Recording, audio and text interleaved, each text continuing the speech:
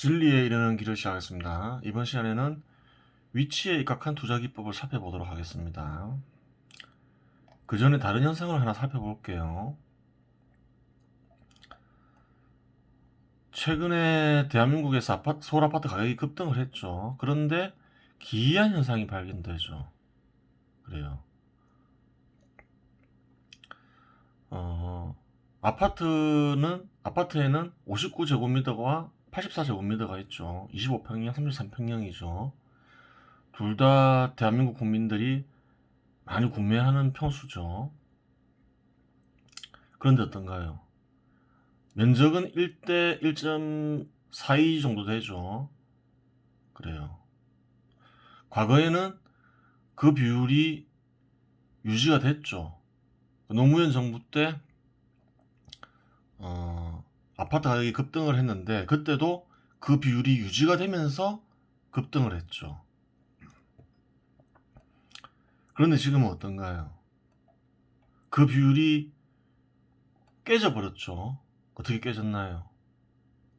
여러 아파트들을 살펴보면 대부분 아파트들이 1대 1.42를 유지하지 못하고 대부분 다 1대 1.2 이하죠. 동작구리 예면 상도 3차 같은 경우에 1대 1.18이죠. 그래요. 강동구 고덕 센트럴 아이파크 같은 경우는 1대 1.1이에요. 그래요. 마포 레미안 푸르즈 1단지 같은 경우에도 보면 1대 1.17이에요. 그래요. 이 말은 무슨 말인가요? 59제곱미터, 즉 25평형의 수요자들이 대거 몰렸다는 얘기인 거죠. 그 말은 무슨 말이에요? 어떻게든 25평형 아파트라도 사야 된다고 생각하는 이들이 대폭 증가해버린 거죠. 무조건 아파트 사야 된다고 생각하는 거죠. 그러니까 이런 일이 벌어진 거죠. 그래요. 뭐 어쩌면 이럴 수가 있을까 이런 생각이 들잖아요. 아파트 가격이 급등한 게 이번 경우만 있는 건 아니잖아요.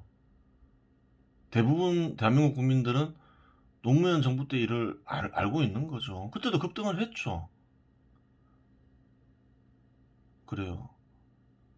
근데 그때는 급등을 하더라도 1대 1.42 정도의 비율이 유지가 되면서 급등을 했죠. 지금은 그 수치가 깨져버렸죠. 그래요. 그 말은 무슨 말인가요? 비율 같은 거 필요 없다는 얘기인 거죠. 무조건 사고 보자는 거죠. 그래요. 어쩌면 이런 일이 벌어질 수 있을까 궁금하잖아요. 그래요. 예전에 뭐라 했어요? 주택이라고 다 주택이라 아니라고 했죠. 사회 구성원들이 주택으로 인식하고 현재 공급되고 있는 게 주택이라고 그랬죠. 사람들마다 주택이라고 규정하는 대상이 다를 수도 있죠. 그럼 대부분 대한민국 사회 구성원들이 주택으로 인정하는 대상은 뭘까요? 자기가 살아야 되는 주택은 뭐라고 생각할까요?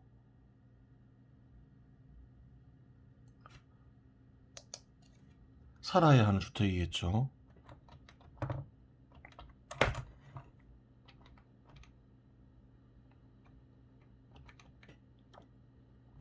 그래요.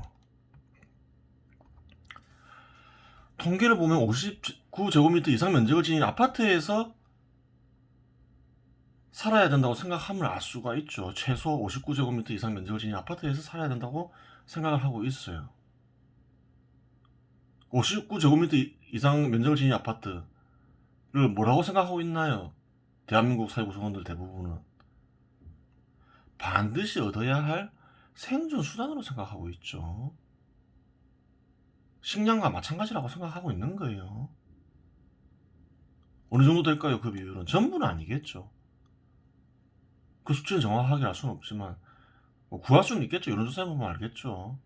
한 80% 이상은 그렇게 생각하겠죠. 최소. 그래요.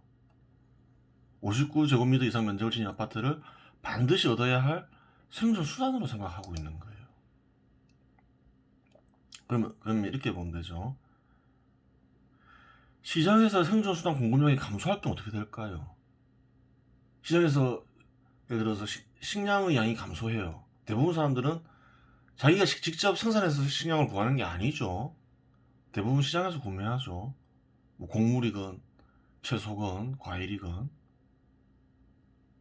그게 어떤 일이 벌어지나요? 예를 들어서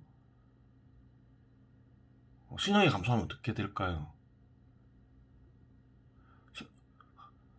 식량을 소비하는 소비자는 공포를 느끼겠죠.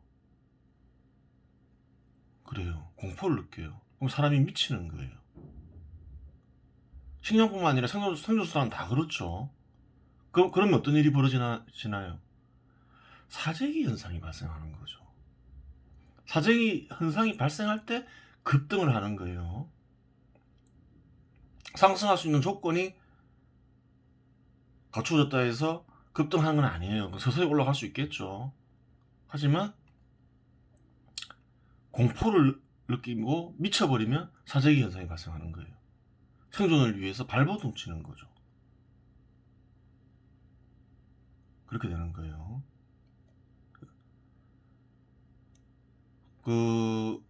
서울 사람들 또 대한민국 국민들은 그렇게 생각한다는 거예요. 대부분이, 전부는 아니겠죠. 그럼 아파트를 어떤 식으로 소비할 수가 있나요? 임대를 해서 소비할 수가 있고 구매를 해서 소비할 수가 있죠. 그래요. 그럼 시장에서 매매 아파트 및 임대 아파트 공급량이 감소하면 어떤 일이 벌어질까요?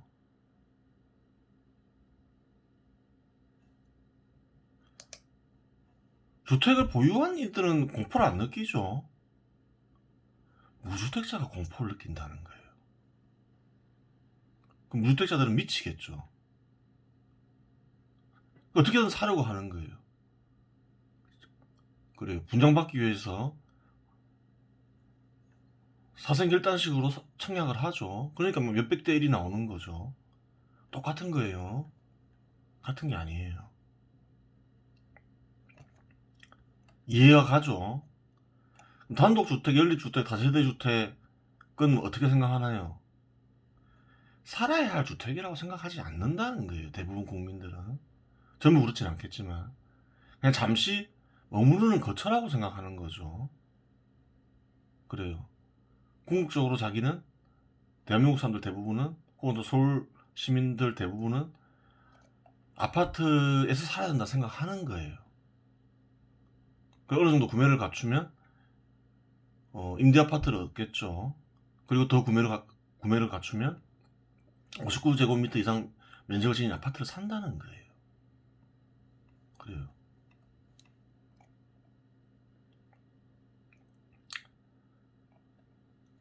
그런데 어떤가요? 노무현 정부 때 급등이 나왔고 좀 문재인 정부 때 급등이 나오죠. 왜 그래요?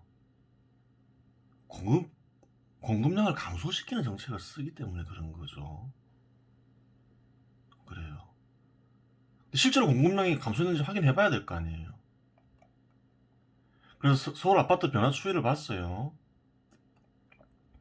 1990년에서 95년 사이에는 42%가 증가하는데 21만 3천 채가 증가를 해요. 작게 증가한 게 아니죠. 50만 채에서 70만 채가 된 거죠. 21만 채가 증가한 거예요. 42%면 가장 많이 증가한 거예요. 많이 증가하고 있는 걸 보면 사람들이 공포를 느낄까요? 공포를 안 느낀다는 거예요. 가격이 어느 정도 안정이 되는 거죠. 이 시기에는 좀 가격이 많이 안정이 됐죠. 그래요. 95년도에서 2000년 사이 25만 8천 채. 그렇게 작지 않죠. 36%로 꽤 많은 편이죠. 2000년에서 2025년 24만 채. 아주 작지는 않죠. 이 기간에도 물론 오르긴 올랐지만 또 회복한 부분도 있는 거죠. IMF 때 많이 빠졌잖아요. 2005년에서 2020년 10년 보세요. 많이 감소하죠. 그래요. 24%에서 18%로 줄어요. 절대량도 감소하고 상대량도 감소하죠. 이때 공포를 느낀다는 거예요. 상승하는 시점에서 감소를 하면 어떻게 되나요? 공급량이. 공포를 느끼겠죠. 자기가 생각한 것보다 양이 감소한다고 생각하니까. 그래요. 생존수단이기 때문에 그런 거예요. 그때 사재기가 일어난다는 거예요. 그래요. 2010년에서 15년 사이에는 어떤가요? 아파트 증가폭이 그렇게 크지는 않아요. 19만 5천 채. 근데 이때는 또 미분양도 많고, 그렇죠. 시기별로는 다 좀 양이 바뀔 수가 있는 거죠. 상승기와 하락기. 조건이 갖추어져야 되는 거죠. 조건이 갖추어졌을 때는 20만 채로는 부족하다는 거예요. 그래요. 부족하다고 느끼는 거예요. 생존수단이 부족하다고 느끼면 어떻게 하나요? 사재기를 한다는 거예요. 근데 그때도 가격이 이상하게 움직이진 않았죠. 1대 1.42를 유지를 했죠. 근데 그게 지금 깨졌죠. 왜 그래요? 2015년과 19년 사이에 서울 아파트는 8만 3천 채밖에 증가를 안 했어요. 그래요. 4년 동안 공급된 양이 8만 3천 채예요. 다른 해에는 기본적으로 20만 채는 넘어갔죠. 5년간. 근데 지금 4년 동안 8만 3천 채가 됐어요. 그럼 거의 4분의 1 수준으로 준 거죠. 4분이 아니라 대략 봐도 2020년 해도 한 10만 채 좀 넘어갈 거고 절반 수준으로 줄어버린 거죠. 그러면 어떨까요? 확연하게 느끼겠죠. 안 그래도 금리가 급락하면서 조건이 완전히 갖추어진 상태인데 그러면 이해가 가죠. 그래도 노무현 정부 때는 대략 한 20만 채 정도는 생산이 됐다는 거예요. 아파트가. 근데 지금은 4년 동안 8만 3천 채밖에 생산이 안 된 거예요. 공급이 안 된 거예요. 새로운 아파트가, 신축 아파트가.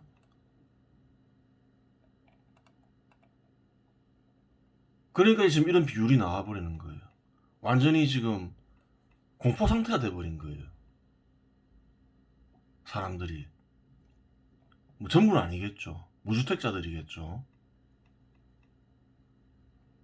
그래요. 이해가 가는 거죠. 그래도 노무현 정부 때는 비율이 망가질 정도로 공급이 안 된 건 아니지만 그렇게 풀이가 되죠. 지금은 완전히 사람들이 묻지마 투자가 돼버린 거죠. 미쳐버린 거죠. 더 미쳐버린 거죠. 그래요. 그래서 이렇게 비율이 깨져버린 거예요. 그래요.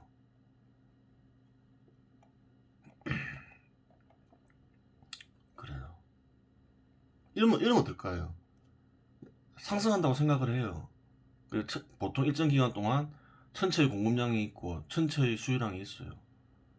근데 상승한다고 생각하면 수요량이 확 증가하겠죠.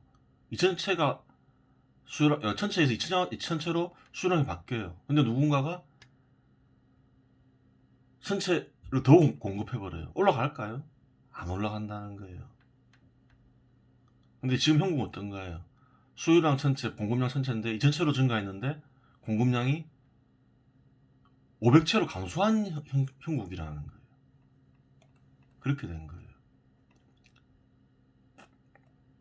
미쳐 있는 거죠, 지금. 그렇게 보면 되는 거죠.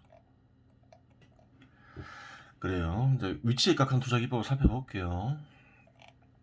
이수역은 교통이 좋죠. 4호선, 7호선이 만나죠. 4당 우선 3단지가 있고 4당 우선 2단지가 있고 이수 힐스테이트가 있죠. 이수 힐스테이트는 이수역과 좀 거리가 꽤 되죠. 4당 우선 3단지는 딱 보면 근처에 있죠. 그래요. 이수 힐스테이트는 2013년도에 지어지고 4당 우선 3천은 1993년에 지어졌어요. 이수 힐스테이트는 비싸죠. 신축이고 이러니까. 볼게요. 2016년 9월에 8억 5천 했어요. 이수 힐스테이트는. 4당 5성 3차는 5억 8,800 했어요.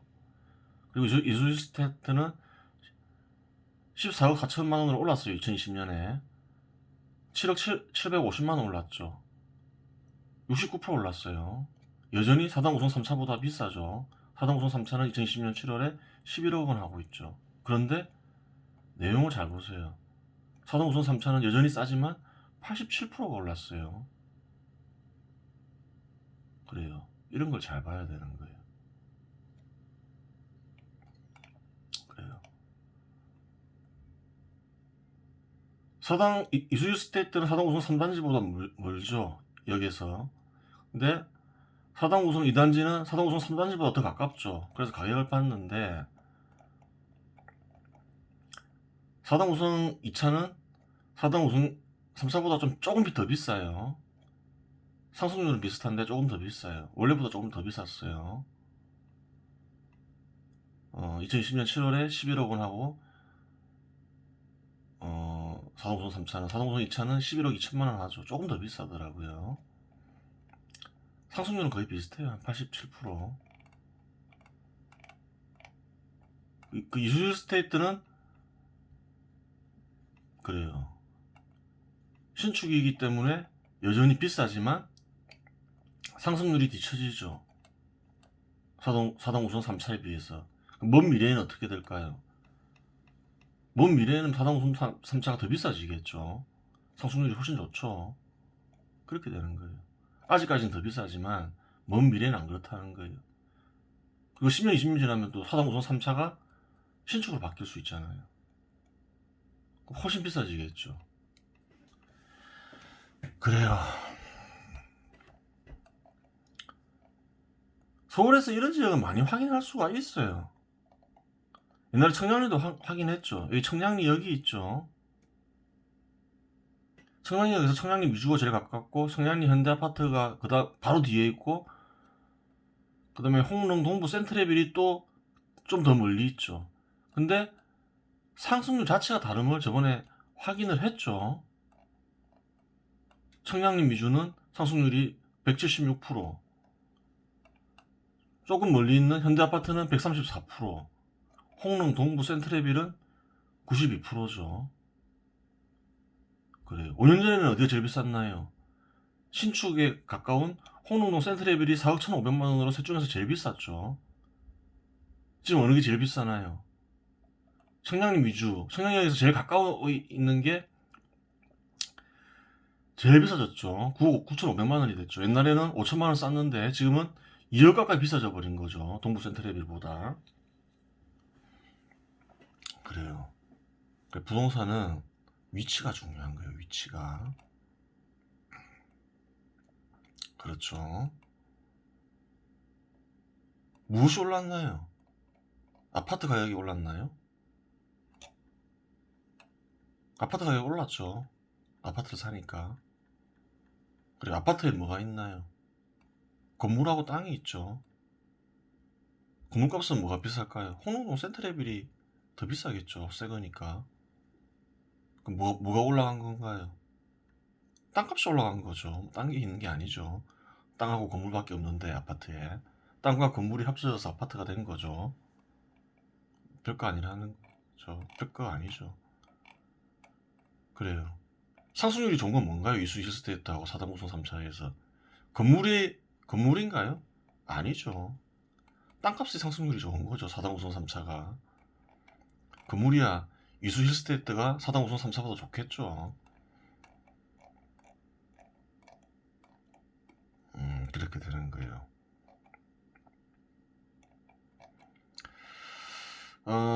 지금 대체로 보면 교통이 많이 그 가격을 결정을 짓죠. 근데 반드시 그런 건 아니에요. 그렇지 않은 지역도 있어요. 그러니까 그 지역에 따라서 무엇이 결정짓는지 아파트 가격을 결정짓는지 자세히 봐야 되는 거예요. 그래요.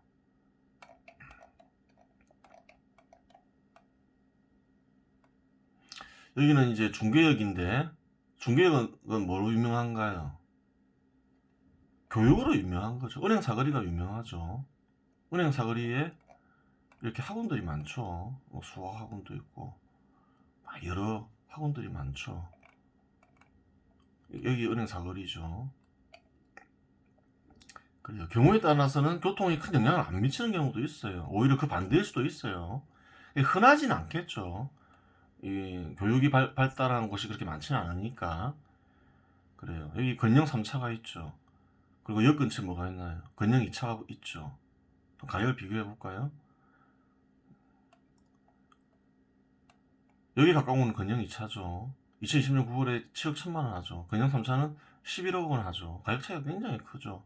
옛날에는 그렇게 차이가 크지 않았어요. 건영 2차는 4억 1천만 원, 건영 3차는 5억 5,250만 원, 한 1억 4천만 원 가까이 비쌌죠. 근데 지금은 차이가 3억 9천만 원으로 벌어졌죠. 큰 차이가 안 났는데 건영 3차는 99%가 올라버렸죠.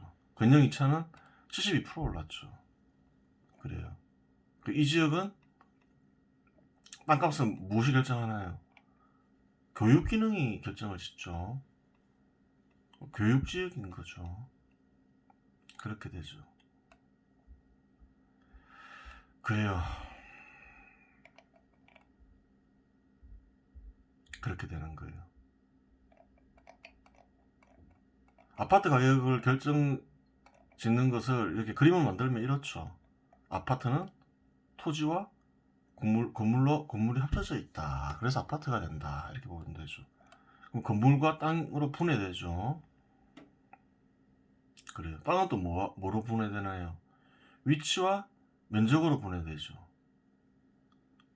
유사한 위치, 같은 위치에서는 면적이 크면 비싸겠죠, 당연히.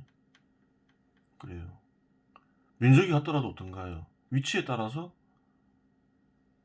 가격이 달라지는 거죠. 그러니까 좋은 입지에 있는 아파트는 같은 평수를 하더라도 비싸잖아요.